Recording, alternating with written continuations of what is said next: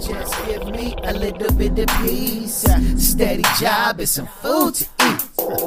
Just give me a little bit of peace, steady job and some food to eat. Just give me a little. Dusty Vision TV, hit that like button, hit that subscribe button. Please tell a friend about my program. Really looking forward to this show today. Have a gentleman on who I've talked to in the past, has a really interesting story. We're going to talk prison life tonight. Ladies and gentlemen, on the line, I have Dale. How are you? All right. How you doing, man? Hey, I'm doing great, man. Appreciate you joining the show again. Yes, sir. Yeah. So let's, before we talk prison, let's remind everybody where you come from. You're a founding member of the BG White Boys, right? Yes, sir. There was four of us original, and I ended up being number two. Gotcha. And you had to fight your way up from the number four, right? Yes, Is that what I sir. remember? We all four went in Marlowe Park, and we said, okay, we're all 12 years old. Who's going to be first? So Moose was the first one that started the initiating to be in it, and he got beat by Curtis.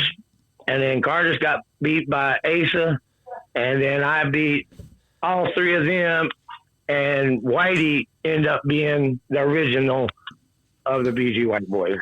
Gotcha. And I was number two. Yep. And for everybody out there, I will be releasing an episode of me and Dale's conversation about the BG White Boys, so he'll get more in depth into that. But today I want to talk about your journey through the system. How old were you when you first got locked up? I was just turned. I was 17 when I went to juvenile hall, and then from juvenile hall went into San Quentin at 18 years old. That was in 1980, August 26, 1980. I was sentenced to 3 years for methamphetamines. Damn. What juvenile hall were you at? In Los Padrinos.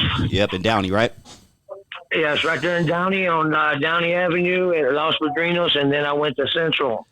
And then when my daughter was born, they released me out of juvenile camp. Okay. When my daughter Gina was born. Gotcha. And how did you go from Los Padrinos to San Quentin? Okay, what happened is you remember the Quick Way store right there on Gage, Yep. And it would be Gage and I'm gonna say Eastern. Okay. The Quick Way right there where the flower place used to be right there. It was on the corner before you get to the bridge. We go over the bridge, Grays Bridge. All right, anyway, there was a store right there called Quick Way. They called me the Levi Bandit, Rooftop Bandit. Samuel Dale Monfuz, look for the Levi Bandit because he's going through the rooftops. All right, there was a jewelry store right there across the street from Ball Drugs and Foodland and McCoy's Market. Mm-hmm. All right, well, Officer Reed and Kojak got me inside of the jewelry store at the same time with the methamphetamines and sent me to 3 years in San Quentin. That seems like a harsh sentence for meth. Was it a lot of meth or? Yes, it was 7 pounds. It was 7 pounds. Oh, I had cooked the meth. All right. Gotcha. I didn't really want to put that out there like that, but I'm just. I don't want to incriminate myself. Yeah, of course, okay. And yeah. So, in other words, it was methamphetamines and a burglary. Okay. Gotcha. All right. So that's the way I needed to word it. Okay. Gotcha. And anyway. Went in for 3 years, and in the process of 3 years, I ended up doing 17 stabbings on pedophiles.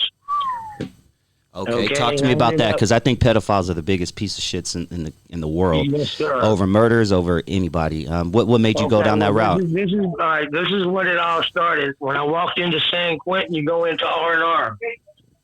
I'm a surfer boy. I got long hair and I got a few tattoos, and I'm a surfer boy. I went out every morning to ride the waves. Gag me with a spoon shit, you know what I mean? Mm-hmm. So, anyway, all right, what was I getting at? The stabbing of the pedophiles. Okay, anyway, I mean, we're going to put it like this. My dad had done something to me when I was younger, and that's why I ran away and went to Bell Gardens, okay? Gotcha. From Texas, all right? Gotcha. That's where I started. All right, so when I went to prison, I had a job It was an R&R, receiving and releasing. Okay? Mm-hmm. In the process, they bring these pedophiles in and they bring them on a bus, and it's called PC1, PC2. Protected custody per 1 and protected custody 2. Therefore, they go in a certain cell. Mm-hmm. Well, I hid myself in that cell and I stabbed 17 of them. And I got 35 years for it. God damn, bro. Okay? Damn. In different spurts, okay? Yeah. Not all at once, but in different spurts. So it ended up being 35 years, okay? If you put that 38 years all together, I've been out 1 year. Damn. Okay? Through my whole life. But what I was getting at when I walked into San Quentin, I was 17. I was just fixing to turn 18. Okay? Surfer boy, pretty boy. And there's only two things about San Quentin. Either you're a man or you're a punk. Which one you going to do? Mm. You're either going to walk like a man or you're going to walk with your butt hurting. Mm. Okay? So, I decided to be a man. Because my daddy told me, don't ever let another man tell you what to do. So this man comes up to me. He's big old Bill. You look like the Undertaker, and tells me, all right, when you come out of R&R, I want you to go stab me one of them things that they do, like call with the N number. Gotcha. Okay? Which was the BGL. Mm-hmm. Okay? The Black Gorilla Family. So therefore, am I going to be stupid enough to go do what this man said, or am I going to be smart enough to deal with that man that told me to do that? Ah. So what I done when I came out of R&R, I picked up that knife he gave me, and I went on the lower yard, and I tapped him on his back, and I stabbed him 3 times. God damn. And I said, okay, 9 months later, check this out. My cellie goes home. 9 months later, they put this man that I just stabbed 3 times in my cell. He said, if you'd have done anything else besides what you done, you would have caused a riot, and a lot of people would have got hurt. So therefore, me and you are cellies, and he was my teacher and my cellie for 25 years. Mm. Damn. So he taught me what to do. And I became a tattoo artist inside. You know what I mean? In the process, we got busted with dope. In the process, we had riots. In the process, the Bell Gardens white boys became coming there in New Folsom.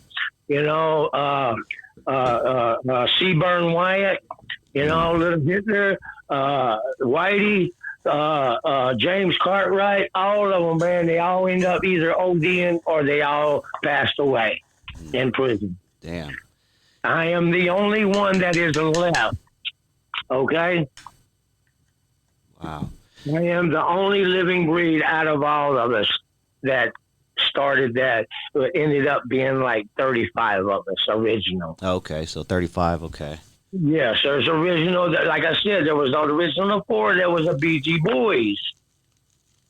Then it became the BG White Boys. Mm-hmm. Then it became BG Locos. You get me? That's because right. They teamed up with the Southsiders. You get me? Mm-hmm. All right. So anyway, it's the same thing in prison. Okay? Mm-hmm. So what you do inside follows you outside, and what you do outside follows you inside. I've heard that. There is no way of getting around it. So you represent and you keep a good taste in people's mouth, because if you don't, you are going to get hurt. Mm. Really, really bad on a slip of a word. Yeah.